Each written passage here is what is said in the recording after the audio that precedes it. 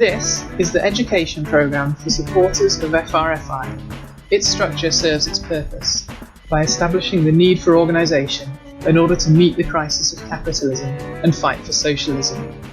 This programme is in no way fixed and is open to suggestions. It remains therefore a work in progress. It is being discussed in open forums across the country where FRFI supporters are active. New comrades wishing to take part are more than welcome and should contact our national office or contact the local regions to participate. In part 6, we're going to look at the connections between imperialism and racism. Racism is the form that national oppression takes within the oppressor country. It is a necessary consequence of imperialism. It is used both to justify the exploitation of oppressed nations and to divide the working class of the oppressor nation. Imperialist countries such as Britain used their colonies and ex-colonies as a source of cheap labour during the boom. With the onset of crisis, such workers were forced into the reserve army of labour. They were subject to racist laws, faced with racist police, tried in racist courts, and sent to racist prisons.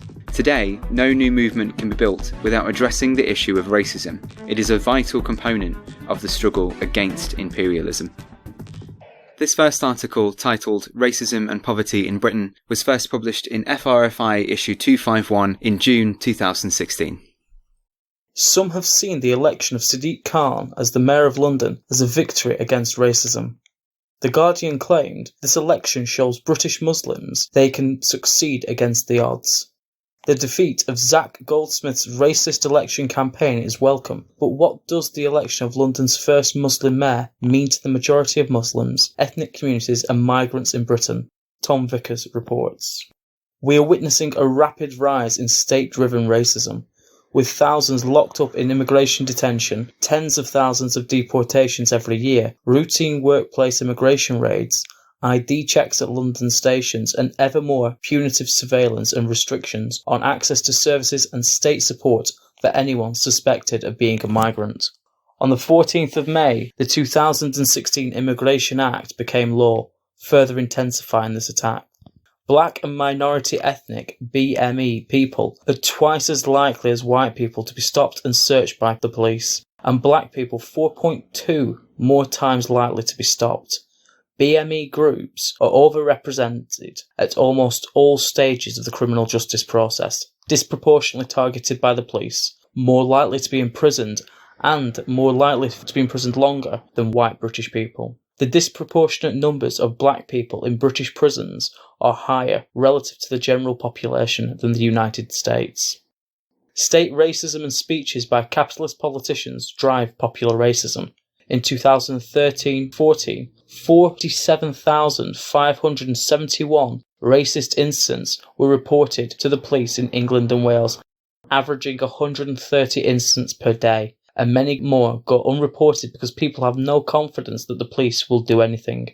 Indeed, in many cases, people reporting racist incidents are themselves victimised by the police. Britain is an imperialist power. Racism is the expression of the national oppression within an imperialist country. As FRFI has documented, British capitalism is heavily reliant on international investment and the higher rates of return from capital invested in oppressed countries compared to investments in Britain. This represents imperialist super-exploitation achieved in part through lower wages, poorer conditions, weaker environmental controls, absence of health and safety and workers' rights in oppressed countries, enforced when necessary by repressive governments and supported by Britain.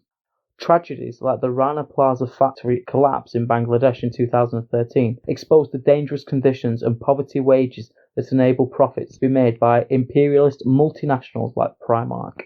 The super-exploitation of oppressed countries requires an international division of labour, separating the workers of oppressed countries and imperialist countries. Immigration controls and the associated repressive state apparatus are reinforced at an ideological level by racism.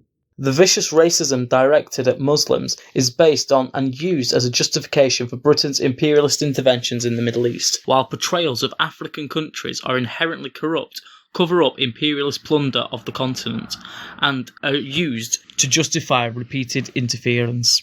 Racism gives international inequalities the appearance of being natural rather than the result of the relationship of control and exploitation.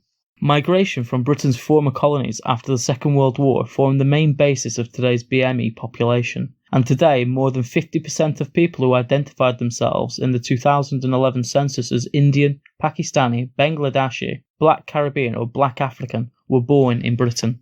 In general, BME people in Britain are more likely to be subject to state repression and less likely to benefit from state welfare. They are also more likely to be homeless or to suffer from the housing deprivation. In the case of Bangladeshi and Black African households, 63 and 75% more likely than white British households. There are persistent ethnic inequalities in access to work, job security and conditions, and concentration of BME workers in low-paid, insecure sectors such as social care, catering, food processing and agriculture.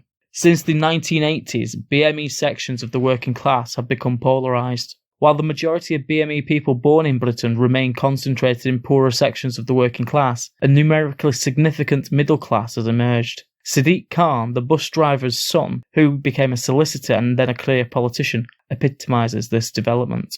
State policies supporting multiculturalism have been a part of a strategy to undermine black resistance movements by offering a degree of cultural acceptance in exchange for political loyalty to British imperialism. As part of the same process, resources were granted for community projects and salaries for community leaders, on the condition that anti-racist political demands were dropped in favour of narrowly defined ethnic interests. Communities competing for resources replaced earlier black politics based on solidarity against racism, which made common cause with liberation movements in oppressed countries. The result has been the creation of a middle-class layer from within the established BME working class. New migration continues to play a vital role for capitalism. In 2004, 8 former socialist countries in Eastern Europe joined the EU, followed by Bulgaria and Romania in 2007. They entered the EU in a position subordinate to the interests of big European imperialist powers. This offered British capital access to substantial new source of labour and is reflected in the treatment of migrants from these countries. These workers face systematic discrimination that is based on attributes such as accent and language rather than skin colour, but shares the same material basis for national oppression. Initial controls on migrants from the new EU countries ended in 2011 and 2014, but have been replaced with regulations restricting access to benefits of all EU migrants. These restrictions are backed up by the deportation of EU citizens who are found sleeping rough or otherwise without the means of support. Due to restricted access to benefits, EU migrants face severe pressure to accept whatever pay and conditions employees choose to offer, and to leave Britain if unemployed for more than a short period. This is ideal from the perspective of the capitalist because it removes the cost of reproducing the labour power of unemployed workers through welfare payments, and, since these migrant countries of origin are within Europe, they remain close at hand if needed again in the future. Poland has provided the largest number of EU migrants to Britain. In 2014-2015, only 16.3% of Polish adults in Britain were classified as economically inactive, compared to 40.6% of the general population. 31.4% of Polish migrants in work were employed in elementary occupations, more than 3 times the percent of the general population, and Polish workers' median hourly pay was £7.94, compared with £10.81 for the general population. Research by the UCL shows that EU migrants' contributions to Britain's public finances total £2 billion each year, a massive transfer of wealth to Britain. EU migration operates alongside other categories of migrant labour. In 2008, Labour introduced the points-based system for non-EU migrants, representing a new stage in the fine-tuning of migration to the needs of British capital. Points were allocated based on qualifications, skills and competence in English, with a top tier in which high-skilled migrants from more middle-class backgrounds, who tend to be from other imperialist countries, are granted greater rights, followed by workers with more limited rights, who are tied to specific employers. The bottom tier, low-skilled migrants, was suspended as a result of the economic crisis and has not been restored given the availability of EU labour. The tailoring of immigration controls to the needs of British capital has been further reinforced by imposing restrictions on migration routes that are not based on employment, particularly family unification and asylum. The claim for asylum poses an implicit challenge to the attempt to make migration dependent on capitalists for the demand of labour by claiming an absolute right to sanctuary. Furthermore, the growth in the number of refugees has been fueled by a combination of aggressive neoliberal reform in oppressed countries and the many wars and covert interventions launched by imperialist states. The impact of the crisis on the BME working class has been mixed. It's not as clear-cut as in previous recessions, when black workers have been uniformly dismissed. Unemployment has risen more rapidly, particularly for young black men compared to young white men, but for some groups, unemployment has risen. Partly this reflects the presence of new arrivals, who in some sectors have been laid off much more rapidly than British workers, whatever their ethnicity. Partly this reflects the growing number of employed in part-time, temporary or otherwise insecure work. The economic crisis has not removed the structural demand for migrant labour, even in areas of high and rising unemployment. Although there are indications of falling migration following the start of the crisis, and migrant employment fell significantly faster among non-migrant overall, higher levels of migrant unemployment in low-paid sectors such as care work and agriculture have been sustained. The capitalist crisis has contributed to an increase in racist propaganda and restrictions on migration. This is not just about limiting the influx of additional workers in a period of recession. Stripping the rights from workers on the basis of economic status plays a role alongside austerity in enforcing wage cuts and poorer conditions. For example, the regulations limiting EU migrants' access to benefits increase pressure on these workers to accept whatever pay and conditions they are offered by their employer. The British state has been very effective at dividing and neutralising resistance to racism. The creation of a substantial BME middle class since the 1980s has laid the basis for new forms of opportunism. One expression of this is in the celebration of Steve Carr's election despite his utterly reactionary politics. Others are turning to individualistic responses to racism, sometimes under the banner of intersectionality, involving a focus on personal identity that does not address the material basis of racist oppression, and so cannot offer a strategy to overturn that oppression. Instead, this trend frequently focuses its attention on challenging individual expressions of racism in everyday life, diverting energy of some kind of coordinated collective movement that would be needed to confront the British state. This trend adopts some language and symbolism of early black movements, while abandoning their revolutionary politics. In recent years, refugees facing immigration detention and migrants doing cleaning work in London have been at the forefront of struggle. FRFI supports these struggles and stands with an approach of anti-racism that is based on the revolutionary class politics. This approach acknowledges the particular forms of oppression and different conditions faced by different sections of the working class within Britain and internationally, but exposes their common basis in the capitalist system and the need for coordinated struggle against the British state. To fight racism, we must fight the roots in the imperialist system and build a society free from racism. We need to fight for socialism. So this next article, Britain's Racist Immigration History, is from FRFI number 247, published in October 2015. In response to Prime Minister David Cameron's heartless stance in the face of the deaths of migrants, many commentators, from the Green Party to his own backbench MPs and lords, have cited Britain's proud tradition of providing sanctuary to refugees fleeing persecution.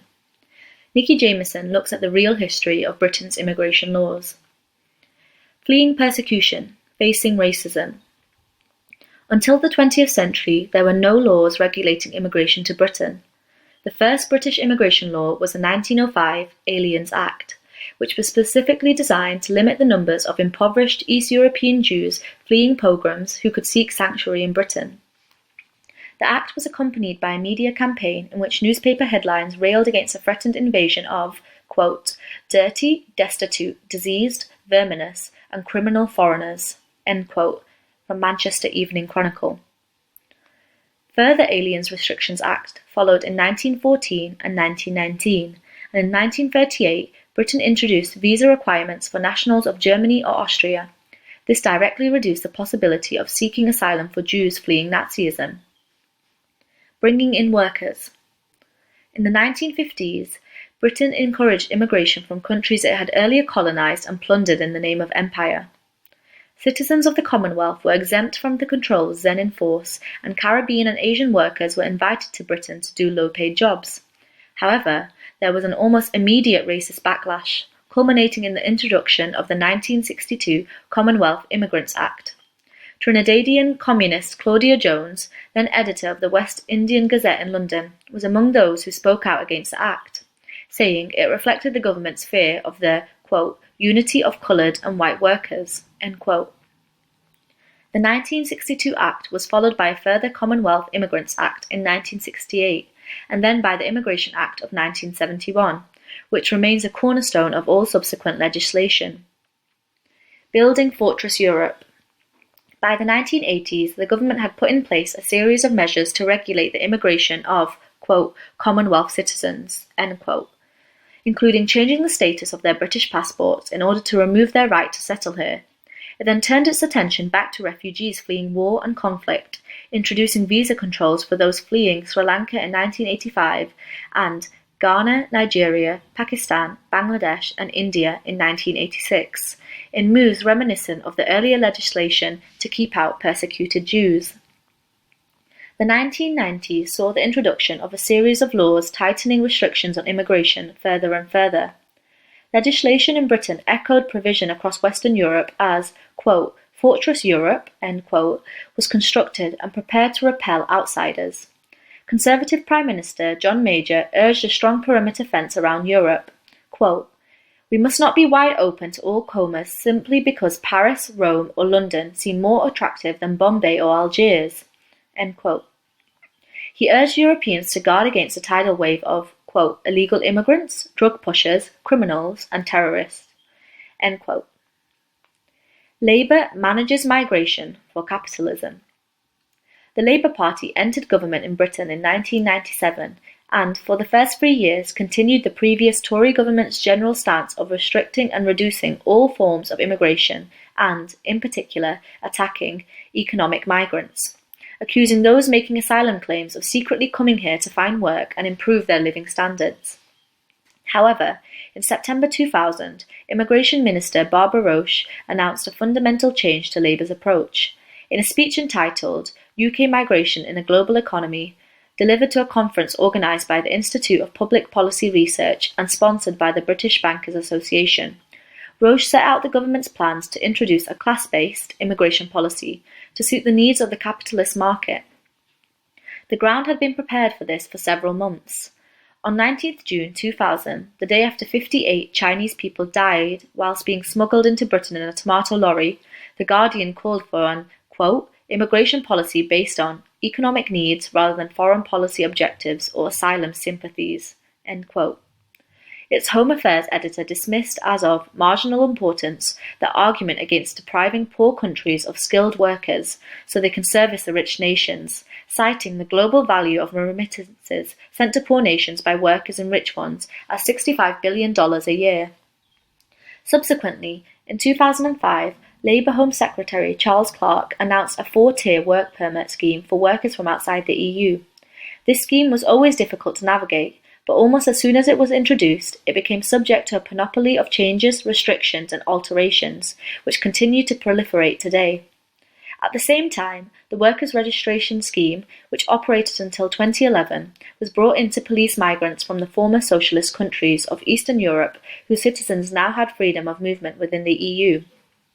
In its drive to render migration subservient to the dictates of capitalism, the Labour government introduced more legislation than any administration before or since. Immigration and Asylum Act 1999 removed benefits from asylum seekers and created the National Asylum Service, which dispersed asylum seekers around the country and limited the benefits they could receive. Nationality, Immigration and Asylum Act 2002 introduced an English test and citizenship exam for immigrants and measures against, quote, sham marriages, end quote. Asylum and Immigration Act 2004 reduced avenues for appeal, made it a criminal offence to destroy travel documents and cut off support to, quote, failed asylum seekers, end quote. Immigration, Asylum and Nationality Act 2006 brought in points-based work visa system, limited the right of appeal for anyone refused a visa, and introduced on-the-spot fines of £2,000, payable by employers for each employee without legal status. UK Borders Act 2007 introduced automatic deportation for foreign nationals imprisoned for more than 1 year, gave immigration officers police-like powers, and brought in biometric ID cards for non-EU immigrants. When Labour came to power, there was one dedicated immigration prison. By the time it left office, there were 12 immigration removal centres, or IRCs, as well as a network of short-term holding facilities at airports and reporting centres. Thousands of men and women and hundreds of children were detained, sometimes for months on end, often in breach of international treaties on children's rights. Labour also implemented the now discredited fast-track system, which gave asylum seekers just 11 days to make out their case. In 2008, Immigration Minister Phil Wallace boasted that the government was deporting one person every 8 minutes, and in 2009, Home Secretary Jackie Smith hammered the message home, saying, quote, "The message is clear, whether you're a visa overstayer, a foreign criminal, or a failed asylum seeker. The UK Border Agency is determined to track you down and remove you from Britain." End quote. Condems and cons. Immigration and austerity. In 2010, the Conservative and Lib Dem coalition took power and began to attack the British working class in the name of austerity, hacking away at the living standards of the poor, destroying services and state welfare provision that had been put in place during the post-war boom. Further attacks on migrants were intrinsic to this, both in that they were hard hit by cuts in social support, English as a second language classes, translation facilities, and etc., and via crude divide and rule measures and rhetoric designed to divert blame for the crisis from the banks and governments onto soft targets such as illegal immigrants, foreign benefit scroungers, and health tourists. In 2013, amidst a climate of increasing state and media racism typified by government-sponsored vans featuring anti-immigrant go-home adverts, Home Secretary Theresa May introduced a bill that then became the Immigration Act 2014. In a BBC interview, May boasted of how living in Britain would now become, quote, "tougher for illegal immigrants," end quote. Most of the act does not relate directly to illegal immigration, but this did not prevent her using the word illegal every time she said immigrant and hardworking every time she said taxpayer. The 2014 Act made statutory procedures already in place for checking the resident status of people applying for driving licenses or opening bank accounts, and for scrutinising marriage applications to see if they are, quote, "sham," end quote. Alongside this, new measures required private landlords and doctors' surgeries to check the immigration status of prospective tenants or patients. The Act also speeded up the administrative removal of people with no legal immigration status and gave immigration officers increased powers to use force. Fight racism, fight deportations. In the current refugee crisis, the government is trying once again to make a false separation between good refugees and bad economic migrants, while in practice obstructing the entry of both, in ways other than those which fit the capitalist agenda. In an imperialist nation like Britain, which wages war and exploits oppressed people around the world, all forms of immigration control are, by their very nature, racist and imposed in the interest of capital, irrespective of whether they target refugees and asylum seekers, economic migrants, students, or any other type of migrant. Nor can anyone who comes to Britain or any other wealthy nation from a country ravaged by imperialist plunder be dismissed as an economic migrant, rather than a real refugee. Imperialist oppression is both political and economic, and fleeing it always has a political dimension. Fight Racism, Fight Imperialism campaigns against all British immigration controls and opposes all detentions and deportations. For more about how the growing imperialist crisis is driving racism today, from the exploitation of migrant labour, financial and social instability for people of colour, and horrific conditions in Britain's racist immigration prisons, check out our website revolutionarycommunist.org or frfi.co.uk, where you can also find out about our public meetings and inquire about joining.